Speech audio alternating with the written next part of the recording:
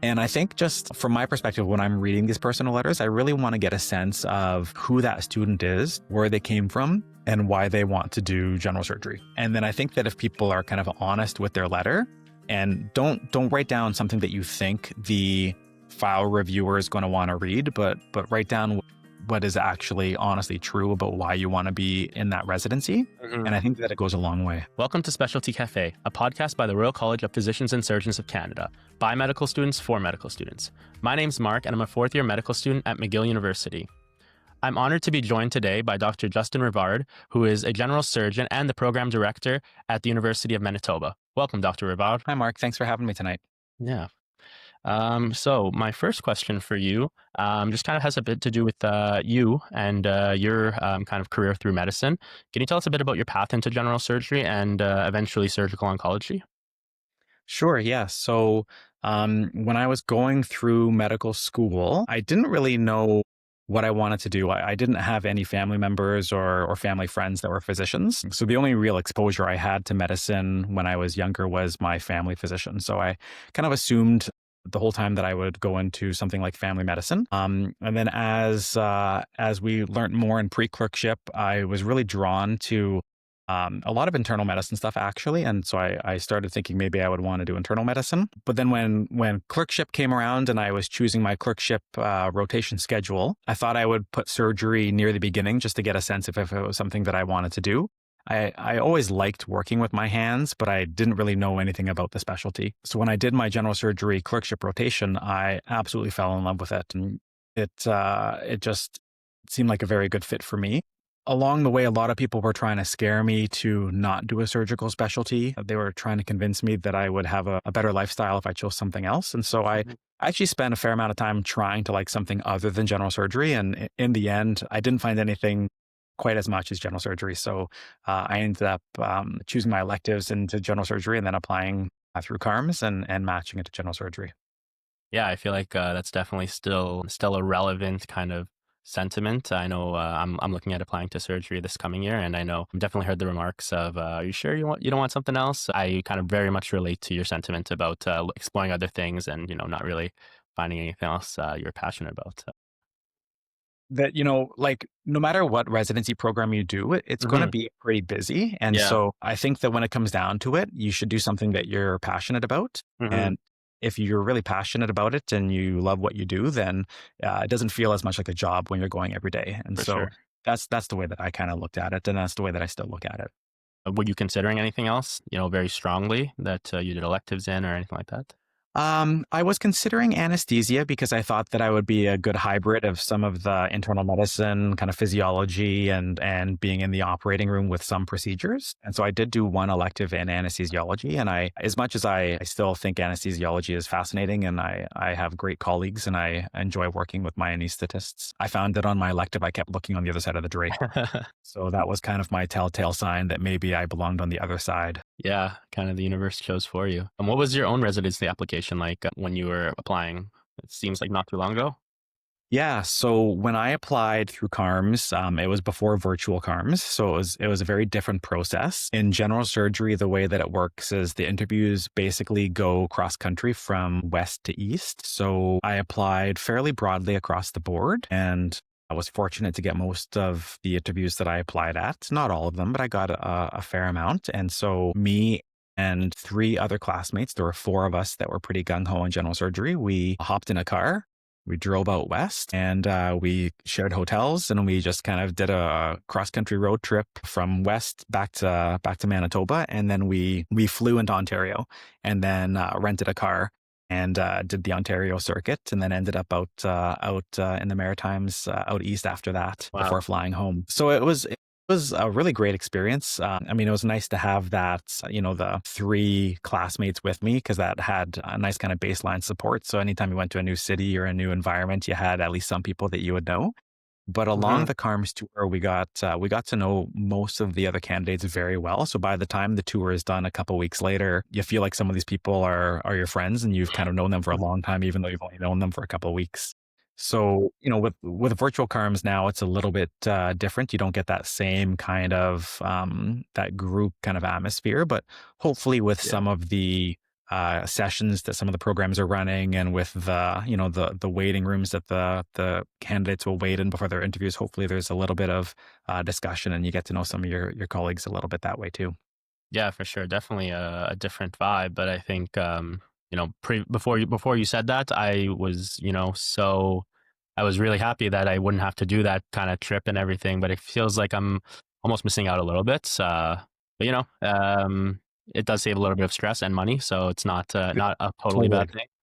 Yeah, no, there's pros and cons for sure. I mean, there's the environmental cost of all that travel. There's the financial cost. I think that many med students, if you were to do a lot of interviews, you would be financially hit somewhere Yeah. between $10,000 by the time you factor Wow. in flights and hotels and everything like that. So it's definitely there's some upsides to how it is run virtually for sure. Yeah. So do you kind of have any lessons that you think that your present self would kind of give med student Justin back in the day? I mean, I think the personal letter goes a fairly long way in the application process. A lot of applicants will otherwise look fairly similar on paper in terms Mhm. of extracurriculars and whether or not there's a bit of research or a bit of volunteering or that kind of stuff. So I think the personal letter is a really good way to grab the attention of your interview panel that or your file review panel that is going to be reviewing your application. And I think just from my perspective, when I'm reading these personal letters, I really want to get a sense of who that student is, where they came from, and why they want to do general surgery. And then I think that if people are kind of honest with their letter and don't write down something that you think the file reviewer is going to want to read, but write down what is actually honestly true about why you want to be in that residency. And Mhm. I think that it goes a long way. I've heard that programs off like rarely read your personal letter, so it's good to know that it does make a difference. Here in Manitoba, it definitely does. I mean, I can't speak for all program Yeah, for directors, sure. but every school is going to have their own rubric of what they use Mhm. for scoring a candidate. But the personal letter, from my perspective, and one of the things that we look for, just as equal of a part as your research, your volunteerism. And then I think that if somebody reads a good personal letter, it kind of gets them excited about wanting to meet you, and it Mhm. maybe allow some of those other categories to not quite matter as much. Not all students have the ability to do elaborate research and elaborate volunteer. I mean, everybody comes from different socioeconomic backgrounds. Some people have to have a part-time job or a full-time job, during med school just to keep things afloat. And so, at least in Manitoba, and I suspect many other programs, we don't want to penalize somebody just because life gets in the way and there's other things going on. And so, if you can, convey that in your personal letter, then that just adds a little bit of clout to that as well. Yeah, certainly. Awesome. Are there any kind of common pitfalls or mistakes that you've seen applicants run into with their personal letter or otherwise? Um, I think just be careful about if because most people use a fairly similar personal letter for I think most programs, and you kind of, you know, get that one paragraph that's kind of program specific. Just make sure that you're editing it and putting in the right school and the right program. I have occasionally read personal letters where they talk about another university or another specialty, and so I think just double check that you're actually labeling your file the right university and the right program. For sure. Yeah, fair enough. Okay, sounds good. Can you maybe walk us through how the different components are assessed? MSPR versus references. You spoke a little bit about the personal statement as well as the CV. Yeah. So from our perspective, there's the categories that we kind of look at. There's the personal letter. There is the reference letters. The CV is kind of all encompassing, so it has to do with research exposure, research.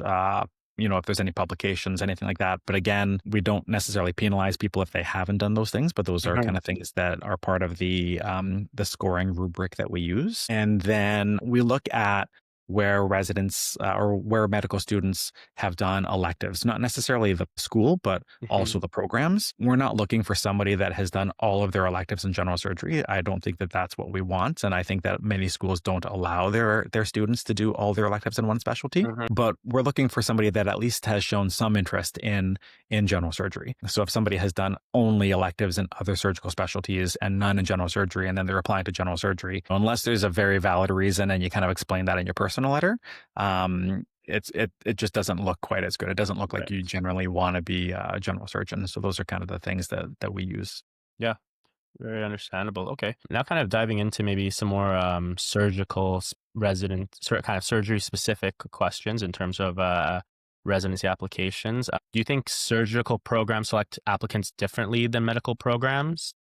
I don't think so. I Okay. mean, I think that everybody wants kind of the best candidates for their program. I think that, there might be slightly different things that people are looking for, but in general, I don't think that there's a huge difference in terms of how we kind of, choose our applicants. Yeah, I don't think that you have to come into a residency being extremely technically gifted, because Hmm. the reality is that most people are not going to be technically gifted Hmm. out of medical school. I think that the majority of people can be trained technically to be a very good surgeon. I mean, if you're the type of a candidate that you clearly know that using your hands is not for you, then maybe a surgical residency is not for you. But in general, most people have pretty average or slightly above average kind of motor skills, and then you can turn those into excellent skills. So we're looking for somebody that is uh, a hard worker. Obviously, we're looking for somebody that is a team player, and I think those are the really two most important things from our perspective. If you're a hard worker, then you can learn and you can improve your skills. And if you're a team player, then I think that's a very important attribute to have as a surgical resident, because it's a busy residency. You need the support of your colleagues. Everybody needs a bit of help every once in a while. And so if you're willing to offer help, then people are going to be more willing to help you. And it's just going to make your residency journey that much more enjoyable. Right.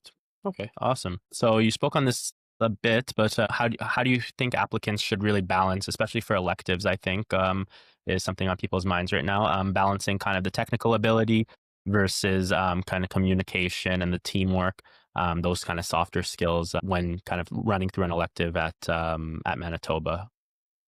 Yeah, so I think that when you're on an elective, the the the residents that you're going to work with are going to for sure play a large part in terms of how you're viewed as an elective student. The residents are going to spend a lot more time with you than the attendings will.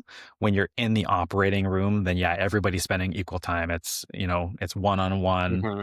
for the entire duration of that OR day. But when you're on clinics, if you're on call seeing consults, the staff are not necessarily going to be there. So again, that's where, being a hard worker, showing that you're willing to step up and see that consult and go assess that patient on the ward when you get a page. Those are the things that everyone's going to notice. The residents are going to notice that you're doing those things, and then they're going to feed that up to the staff. And so I think that, you know, just because you go and do an elective and you don't get to show somebody that you can close a 20-centimeter incision with a subcuticular stitch, I don't think that that is the end of the world. Again, I strongly believe that most people can be trained to do these technical things during a 5-year residency. So I think that those soft skills that you talk about are actually pretty important on an elective. Awesome. Yeah, it's very good to know. Um, Kind of shifting gears, what role does research and academic productivity play in the selection process? Again, you chatted about this a bit before.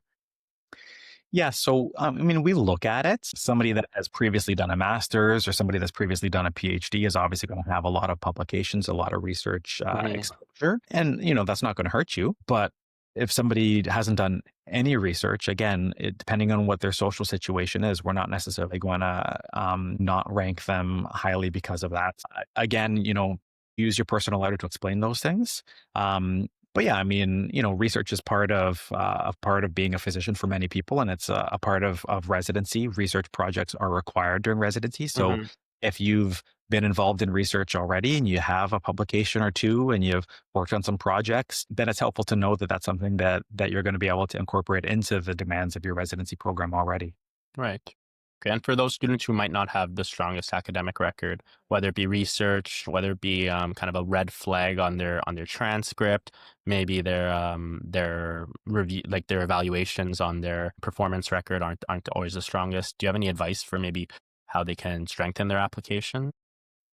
Yeah, so I think that, I mean, most med schools I think are kind of pass fail. So there's not a lot of scores. If you didn't do super great on a first year university class like 8 years ago, I don't think many people are going to care too much. I mean, Yeah. you got into medical school, so everybody it's a level playing field at that point. Hmm. So to be honest, the academics, when I'm reviewing a file, it doesn't play a huge part. Like I often gloss over people's transcripts. I don't worry too much about that. it's more about kind of, where you're at now, how you've done in your clerkship rotations, what your reference letters are saying about how you actually work and interact with patients and interact with your colleagues. Those are the things that Mhm. I'm much more worried about than whether or not you got an A+ in biology in first year undergrad. Right. Okay. Awesome. If you can give one piece of advice to every medical student who's considering a surgical residency, what would that be? So I think my one piece of advice that I tell a lot of people is make sure that you truly want to be a surgeon.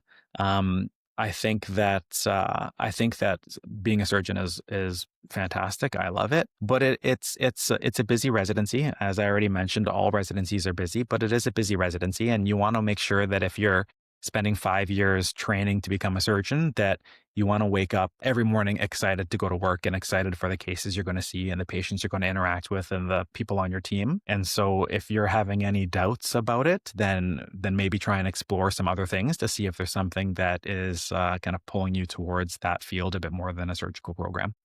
So next, I think something that's on a lot of people's minds and something that might make people kind of step out of their comfort zone a bit is having to sell themselves. You know, for me personally, I don't. I'm not a big bragger. I'm not someone who kind of tries to outline their accomplishments. To be honest, I have not kept a running CV throughout med school like we've been advised to. How do you advise that students kind of sell themselves but kind of remain humble at the same time? So again, I think that the personal letter is probably a pretty good spot to mention all that stuff. A lot of it's going to be on your CV, but reference letters will often make reference to things that are on CVs. The candidates will often make references in their personal letter to important things that are on their CVs. So the personal letter is kind of one space where that's all going to be. So I think it's definitely reasonable if there's an accomplishment that you're very proud of or a particular thing that kind of got you to where you are today or the type of Mhm. person you are today. I think it's definitely okay to mention that. Something that's honest and genuine. It's not necessarily going to come across as bragging. Um, and then during the interview, just, see if there's a way that you can bring it up into one of the questions that you're being asked. Oftentimes at the end of the interview, there's an opportunity to just have just a informal conversation with your panel. And so you can always bring about it then. A lot of the interview panels are going to have read your application and they're going to have read your personal letter. So I know we do that if there's something on a personal letter or something that seems quite unique. We'll sometimes just ask the candidate about that. Like, can you Right. tell us more about this time in your life and when this happened? And then it's a really good time to kind of just let them talk and people's eyes light up if there's this important life event that Yeah. happened to them and they get a chance to just talk about it. And it's Mhm. very different than the monotonous kind of questions that seem to kind of repeat themselves from interview to interview as you go through the process. Yeah, definitely. And do you kind of ever, let's say roll your eyes, but do you ever roll your eyes when you see something on someone's CV and then they reference the same thing in the personal letter and you're kind of just enough about this role, like I get it, you did this kind of thing? No, I don't Okay. think so. I think that I mean, if you mention it like 10 times in your personal letter, then maybe. But I think that if it's something that really kind of changed who you are as a person Mhm. or brought you to a location that you are right now in your life, I think that it's definitely reasonable to mention it. Again, you don't have to necessarily make your whole personal letter about that unless that truly is the reason why you want to be, X type of doctor or Y type of Mhm. doctor. But in general, I think if you mention it, it's fine. And if it's on your CV, that's okay as well. Awesome. Okay. Um, yeah, and I think something that we haven't really touched on quite yet, besides your own experience, those interviews. Is there any kind of ways that you recommend people prepare for interviews? You mentioned having kind of a group of friends that you knew, and I presume that you guys all kind of helped each other out. We did, yes. So, I think that if you have people in your class that are applying for the same specialty, as long Hmm. as hopefully everybody is kind of, collegial with their classmates, Yeah. definitely reasonable to get together, do some practice interviewing because a lot of interviewing, it's a skill. You know, it's not necessarily going to change your answer, but it's maybe how you deliver the answer. And I think that Hmm. practicing is helpful.